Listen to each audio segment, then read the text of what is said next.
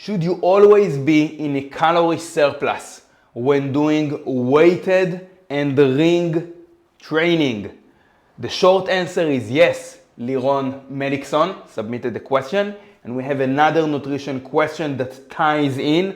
We will answer it shortly. Ties in with body weight, strength, performance, and building muscle. For the calorie surplus, the short answer is yes. I wish that I could tell you that there's a magic formula where we can build strength and muscle without having to eat a lot and potentially even lose body fat simultaneously, but there is no magic formula. It can't happen, except for a few rare situations where I will describe shortly. But if you are training, we are training to improve certain physical capacities, right? If you're doing strength training, you want to improve, or any form of resistance training for your question. It doesn't matter if it's body weight, ring training, weighted calisthenics, barbells and dumbbells, all forms of resistance training. We are doing strength training in order to improve our strength, our power, our body composition, build new muscle mass, densify our bones, thicken tendons, strengthen joints. Okay, so the body will be more resilient. We are training to improve certain physical capacities. And those physical adaptations won't happen if you won't provide the body with a surplus of energy. The body can't build bones and tendons and ligaments and muscle from thin air. Your muscles, those are actual materials. They need extra energy to regenerate themselves. If you're training just to train, to enjoy yourself, and you're not expecting any physiological adaptation, such as strength increase, more muscle mass, stronger and more resilient tendons, then okay, you don't need to eat in a calorie surplus. You can just train, remain the same, all good.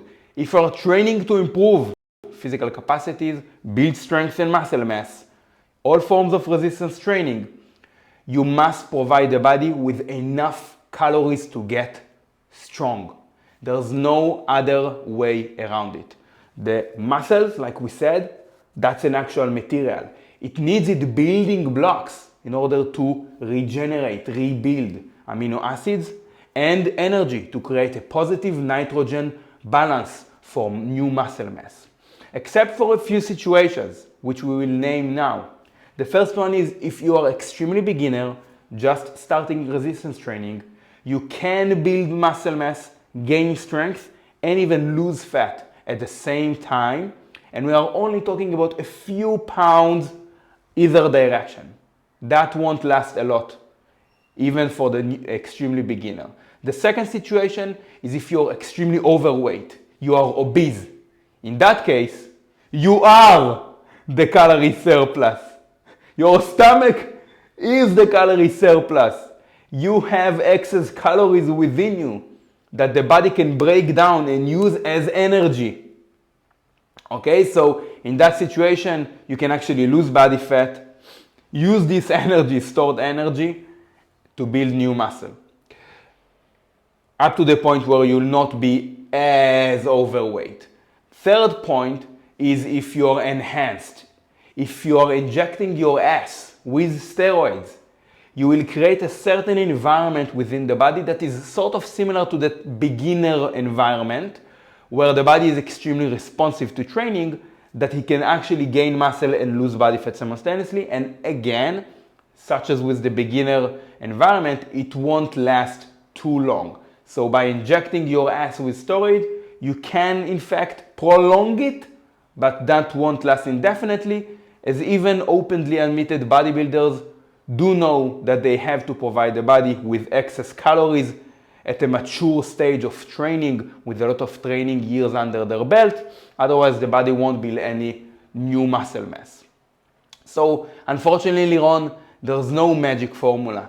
If you're training to improve actual physical capacities, and that is true for bodyweight training again, because I see a lot of people who think that they always have to be in a calorie deficit and remain 6% body fat. Otherwise, all exercises on rings will be too difficult, but long term, if you don't provide the body with enough energy and a surplus of calories, it doesn't have to be too much. We are talking about 2, 3, 4, 500 extra calories. So even in bodyweight training, when we are talking about relative strength, where it is strength per pound of muscle mass, eventually long term, if you don't build muscle mass, you won't be able to get strong. Look at you. Now look at a gymnast, right? More jacked, shredded, strong. Now look at a ring specialist. Compared to other gymnasts, they are the strongest, the most jacked, because the ring is the most demanding apparatus strength-wise in all of the gymnastics. You have to get big in order to get strong, even with bodyweight exercises. And you won't get big if you don't provide the body with a surplus of calories. How do I recommend to go about it is a different question. Like I said, whole sources of food, high protein animal sources of diets, only consume single ingredient food, that is an apple, an egg, a steak, a lettuce. Single ingredient, you are highly unlikely to overshoot calories to the point where you consume too much body fat and then performance really goes down. So that's the way that I'd go about eating in a calorie surplus. But you have to really, in order to build muscle and support your weighted or ring stuff. Second question, Dixie Whiskey asks, should training change depending on if you're cutting or bulking? The short answer is no. It should remain the same. The same sort of training that helped you build muscle and strength when you were in a calorie maintenance or surplus when bulking will optimize, provided you were doing everything right, your muscle building and strength building when you are cutting. Okay? To that, I would love to add that I don't like the common phenomena of going through cutting and bulking cycles, the traditional way. Not for natural athletes, especially not for calisthenic athletes. Allow me to elaborate. Cutting or bulking, the way I see it, refers to significant weight fluctuations.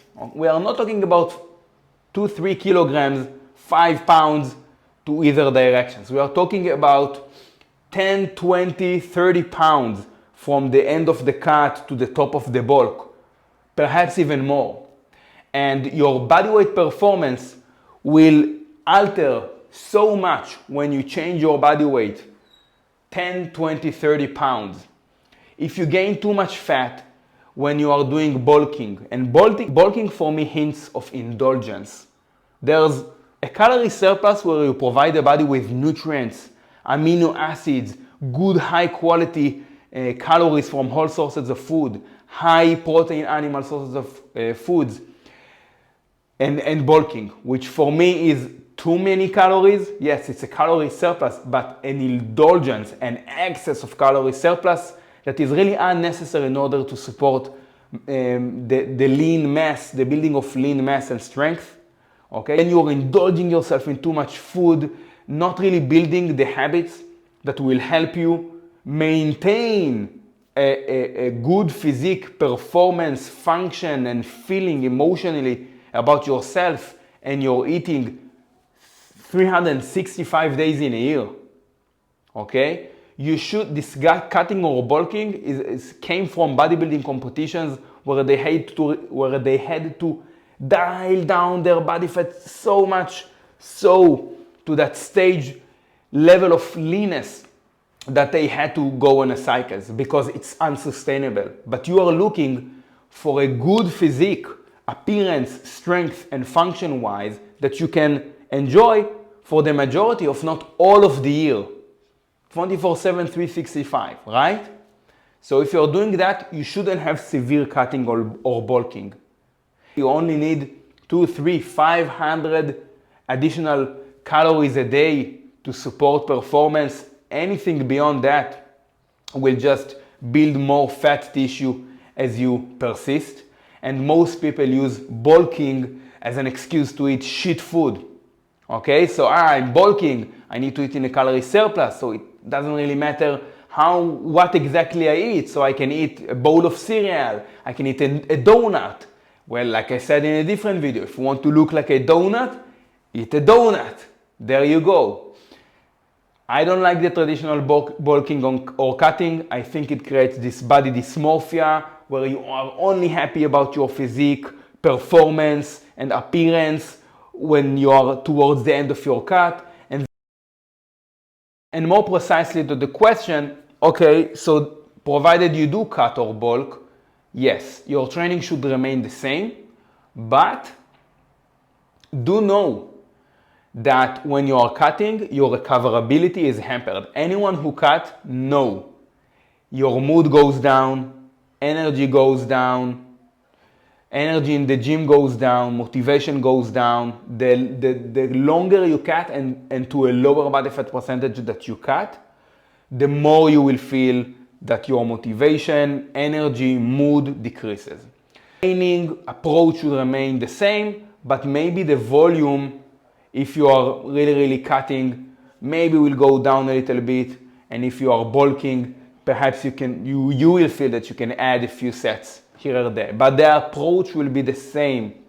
You will still push for the same classic great exercises that you are doing. I'm not sure what you are doing, but you are referring to the old school, the classic exercises, battle tested, overhead presses, handstand push-ups, push-ups, dips, benches, rows, we have squats, deadlifts, the classic exercises, right?